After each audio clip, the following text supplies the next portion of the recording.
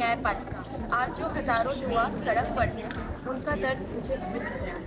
मैंने निर्णय तो दिया, लेकिन समाधान नहीं दिया, जिससे 1.5 करोड़ बीएड युवा प्रभावित हो रहे हैं। उनका भविष्य प्रभावित हो रहा है।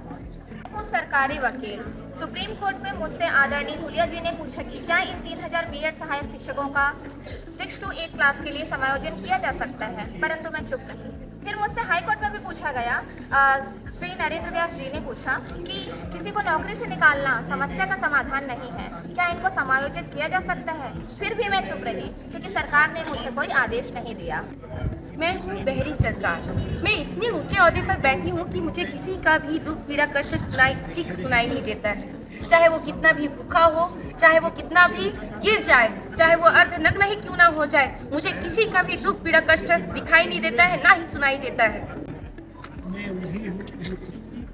इन सबको देख के भी हम यहाँ पर इसलिए बैठे क्योंकि हमें उम्मीद है कि एक अगर अंधा है तो क्या हुआ, दो तो देख सकते हैं। एक अगर गूंगा है तो क्या हुआ, दो तो बोल सकते हैं। और एक अगर बहरा है तो क्या हुआ, दो तो सुन सकते हैं। बस इसी उम्मीद लगा के हम यहाँ पर बैठे हुए पिछले 32 दिनों से। रहेंगे आगे वाले मेरिट में हम आए हैं,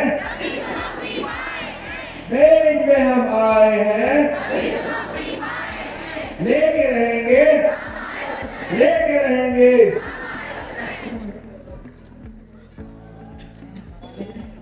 न्यायपालिका पूरी तरीके से अंधी हो चुकी है। क्वालिटी ऑफ एजुकेशन की बात करती है। हम मेरिट होल्डर्स हैं, हमने एग्जाम दिया है, लेकिन उनको क्वालिटी ऑफ एजुकेशन कहाँ दिखता है? हमसे जो कम डिग्री होल्डर है उन पे दिखता है। यदि न्यायपालिका कोई डिसीजन सुनाती भी है तो कुछ समाधान भी दे।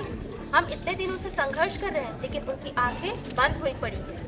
अभी तक सरकार का मुंह बंद है। मैं ये जानना चाहती हूँ कि सरकार अपनी चुप्पी कब तोड़ेगी, कब वो हमारे लिए कुछ बोलेगी, हमारे लिए कुछ पॉजिटिव रिस्पॉन्स देगी। सरकार को अब अपनी चुप्पी तोड़नी होगी और उन्हें हमारा समायोजन करना ही होगा। मैं आपको बताना चाहूँगी कि हमारे इस आंदोलन को 32 दिन होने को है। इस दौरान हमने सरकार तक अपने संदेश पहुँचाने के लिए कई प्रदर्शन किए, चाहे वो जल समाधि हो, चाहे वो भूख हड़ताल हो।